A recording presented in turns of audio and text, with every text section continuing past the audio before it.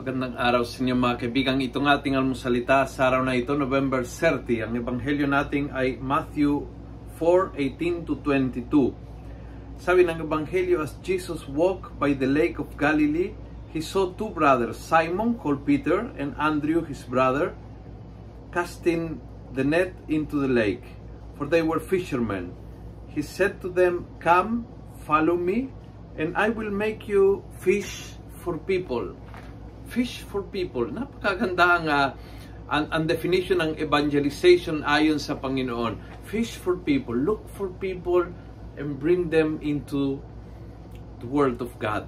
Alam niyo, nung panahon ni Jesus, yung dagat ay simbolo ng kaharian ng kadiliman, kaharian ng kasamaan. That was the symbol of sea. Kaya to fish is literally to bring someone out of that world ng kadiliman, ng kasamaan sa bangka ni Pedro, which is the church. Very symbolic, no? Kumuha ka ng isang tao na pinakaharian ng kasamaan, pinakaharian ng madilim ng pag-iisip, pinakaharian ng masamang hangarin sa buhay at tinulungan mong kinonect sa simbahan, sa lugar kung saan nagtipon-tipon mga isda ng Panginoon. Tayo po, mga tao na galing sa mga nakaraan na may kadilimang, na may kasamaan, na may kasalanan, but binigyan ng chance na makaroon ng panibagong buhay. And someone has to fish us, get us there and bring us here.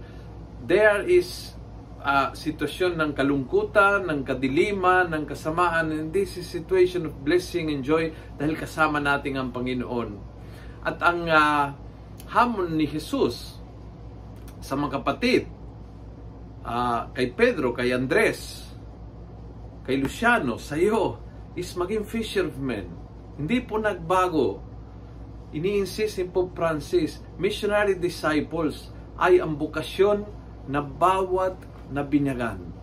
Bukasyon mo, bukasyon ko, pare-parehas, makaibang estado sa buhay, makaiba ang bansa, makaiba ang paglilingkod sa simbahan, pero parehas ang panawagan ni Jesus sa iyo at sa akin at kay Pedro at kay Andres at sa lahat ng apostol at sa lahat ng santo sa buong kasaysayan ng simbahan, to be missionary disciples, to keep fishing for people and to keep following Jesus.